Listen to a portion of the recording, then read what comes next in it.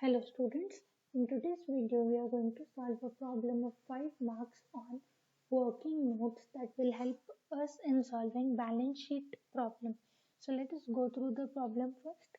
H Limited acquired 7,500 shares of S Limited for rupees 42,500 on 1st October 2014.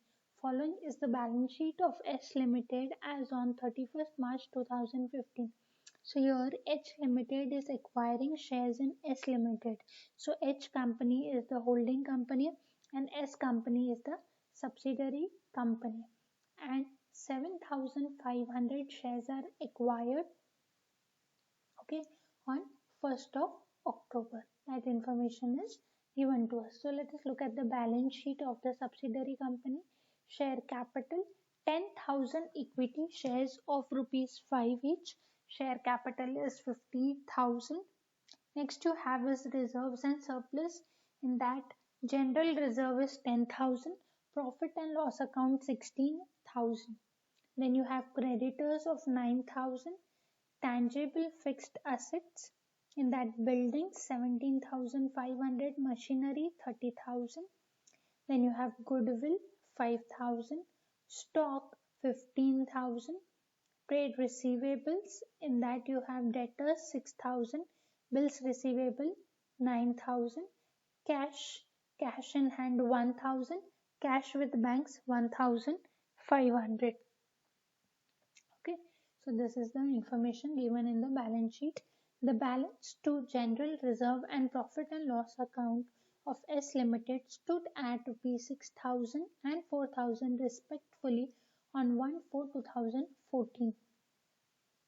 Okay, so the general reserve and profit which is given to you, this is given at the end of the year, and this is the information of the reserve and profit in the beginning of the year. So using this information you have to calculate cost of control, pre-acquisition reserve and profit, and post-acquisition reserve and profit. Okay, so we will first start with the calculations of cost of control. Now for cost of control, we require cost of acquisition and nominal value of shares. So this information we will get it here. H Limited has acquired 7,500 shares of S Limited for 42,500. So directly they have given us cost of acquisition.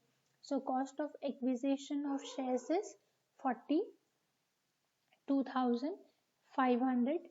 From that we have to minus nominal value of shares. What is the actual face value of shares? Actual face value of shares is 5 and the shares acquired are 7,500. So nominal value of the shares, like this we will write 7,500 shares into rupees 5 per share. So that will be 37,500. So our cost of control will be 5,000. Okay, I hope this calculation is clear for you. You have to take cost of acquisition which is given, from that minus the actual value of shares, you will get cost of control. Now moving on to the next calculation, that is pre-acquisition reserves and profit. So first we will calculate what is our pre-acquisition reserve.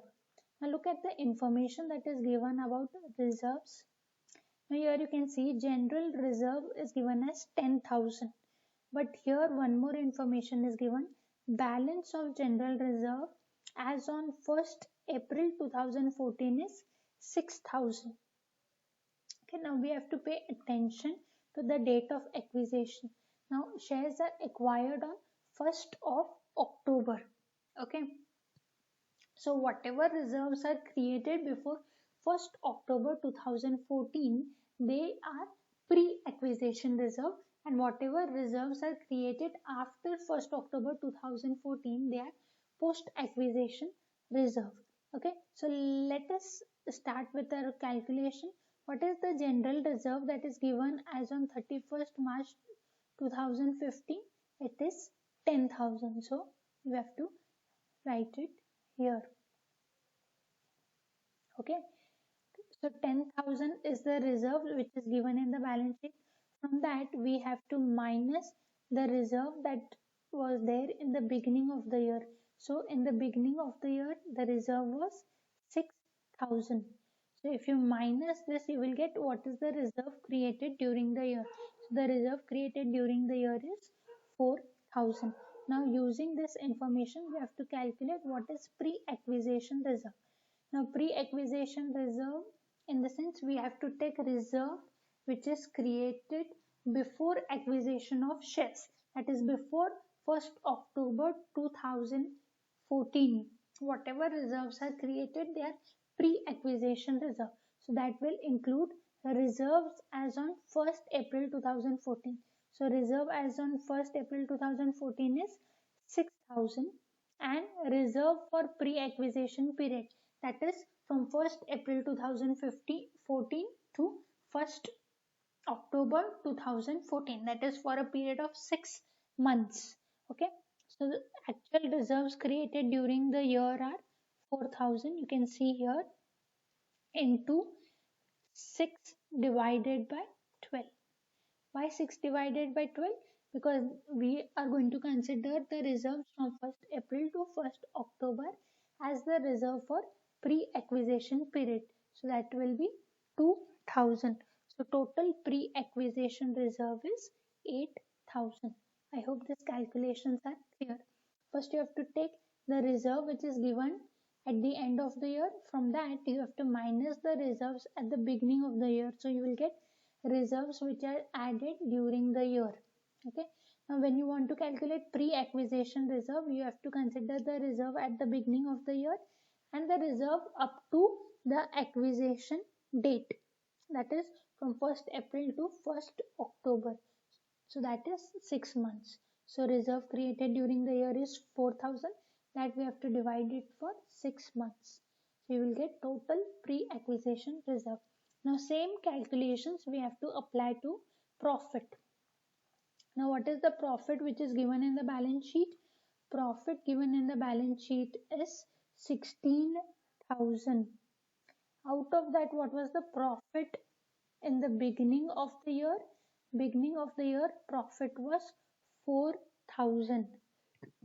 So from the total profit, if you minus the profit in the beginning of the year, you will get current year profit, which is 12,000.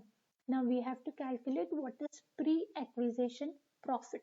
So pre-acquisition profit will include profit in the beginning of the year and profit for that pre-acquisition period. So profit for the beginning of the year is 4,000, as you can see here, and profit for pre-acquisition period, that is for a period of 6 months from 1st April to 1st October.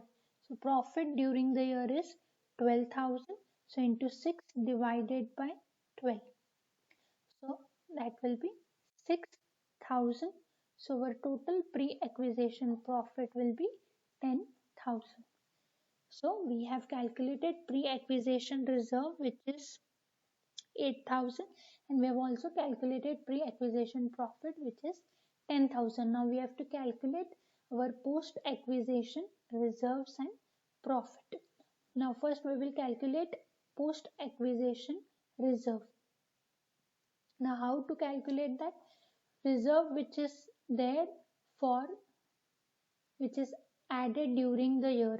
Okay, with this you have to multiply the reserves which are created after acquisition, after the date of acquisition. Okay, so the reserve which is created during the year is 4,000. Okay, so we will write it here, 4,000 into, now what is the post acquisition period? It is from 1st October up to 31st March for remaining 6 months. So 6 divided by 12. So that will be your post acquisition reserves, which is 2,000. Similarly, profit for post acquisition period. Now current year profit for this year is 6,000. For the year is 12,000, and for that you have to multiply the post acquisition period, which starts from 1st October to 31st March 2015. So that will be again 6 months. So 6 divided by 12. So post acquisition profit will be 6,000. Okay. So this is how you calculate pre-acquisition reserve and post-acquisition reserve. You have to remember these calculations because this will help us in solving problems of 15 marks. Okay. With this, I conclude for today. Thank you.